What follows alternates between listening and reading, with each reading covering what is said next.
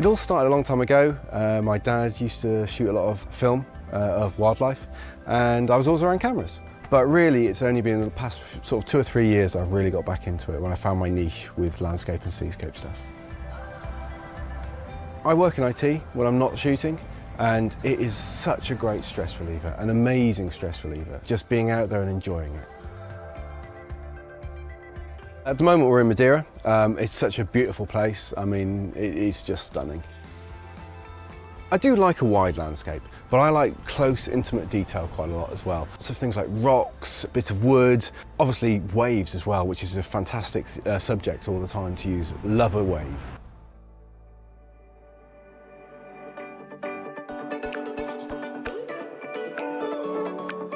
Currently I've got the EM1 Mark III with me, brand spanking new, loads of the features from the EM1X put down into the smaller body, improved image stabilisation, live ND, it's got handheld high-res mode, really useful. I've used it loads on this trip. It's a new favourite feature without a doubt.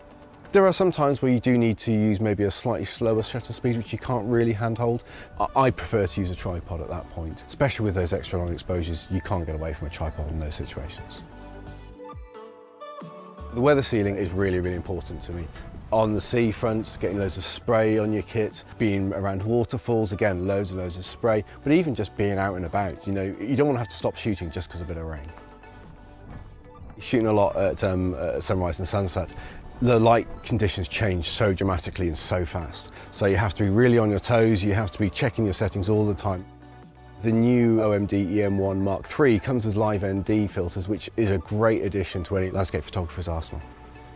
The reason I do it is because I just love being out and about. I love being out in nature, I love being out in stunning landscapes. Being able to come to places like Madeira, see amazing sunsets and sunrises, view beautiful scenery, and capture that moment to relive for myself and others. It really does make you feel like what you're doing is a bit special. It's great. I hope this will be something I do forever now. It's now become a passion. My wife might say it's a slight obsession, so photography is something I could never imagine not doing now. It's something that will be with me forever.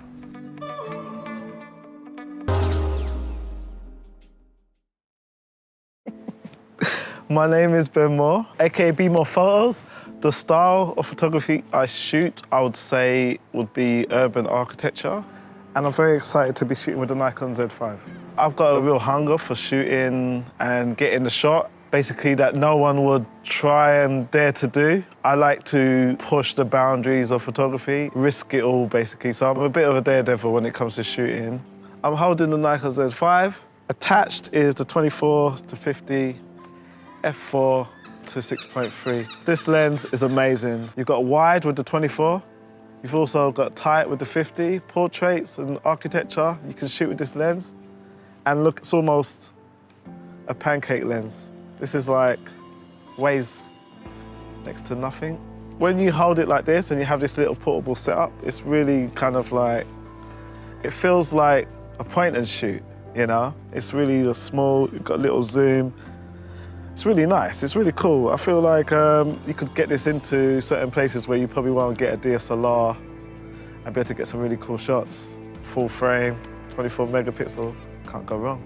I currently shoot with the Z7, but if I was to get a Z5, I think how it would fit with me is that it may be a camera I take to kind of scout some shots. So because it would be like a lightweight setup, I could basically walk around with it, no bag, just a lens. The common features that the Z7 and the Z5 have is the size and the grip. They've got this nice grip. The feel of it, so it feels and all the buttons are in the same place as the Z7. So getting to know the camera took maybe 2 seconds. It was just that there was a dial instead of the LCD, but once you know where all the buttons are, you don't really need the LCD no more, because it's all in the EVF as well. As soon as you look through the EVF, you can make a quick shutter speed adjustment, and you're kind of got the correct exposure. So I feel the EVF makes it kind of too easy, really. Yeah, you don't really have to check your settings anymore. Yeah, the EVF is like, it's a bit scary because it's almost like optical. It looks like it's optical. They're so sharp, like, it's so true to the image. You can use all the lenses from the Z range, plus you've got the F to Z adapter, and we can use all the F-mount glass. You can use the Noct on this, like an 8 grand, like, yeah, it's really good. It's a really good idea. For people who are on DX and they want to go into full frame and mirrorless, I feel it's a good setup. How I feel about being one of the first people with the Z5, it feels amazing. Like it's like an honor, so, you know, for Nikon to say, look, come and use our camera, and before it's even out. Yeah, it's a nice camera.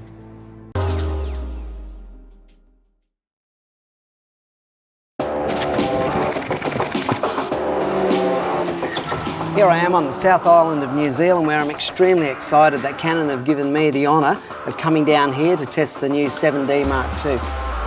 Over the next few days I'll be putting it through its paces, but what better place for me to start than where I'm most at home, at a motorsport track.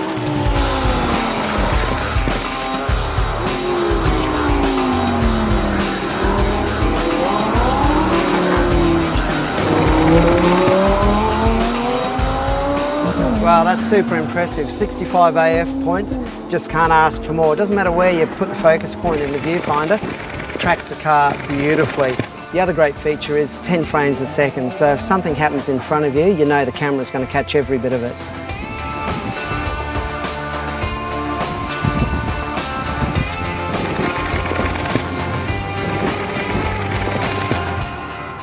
Gonna head up the mountain now and hand the camera over to our skiers and shoot some video. Up to 60 frames a second with clean HDMI out.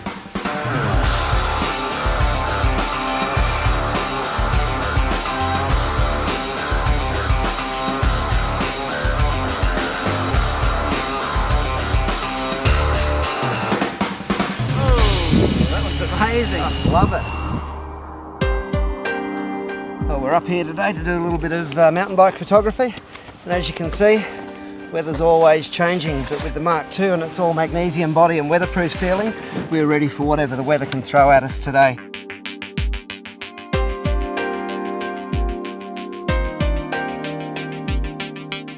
We started out shooting in fog and we thought we'll wait around a little bit longer, and it's lifted, and look at what we've got, it really paid off. The beauty is, next time I come here I know exactly where to go because the camera has built-in GPS, so I won't have any problems finding this great location again.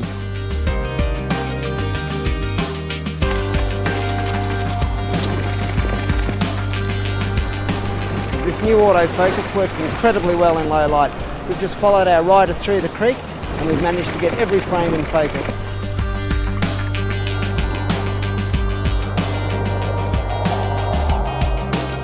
What an amazing way to end the day up here on top of the mountain with the 7D Mark II.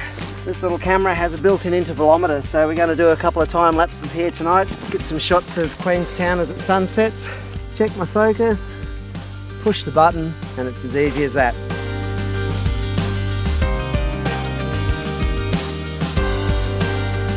It's been an absolute privilege to be one of the first people to experience this sensational new camera, and I can't wait to have it with me on my next adventure.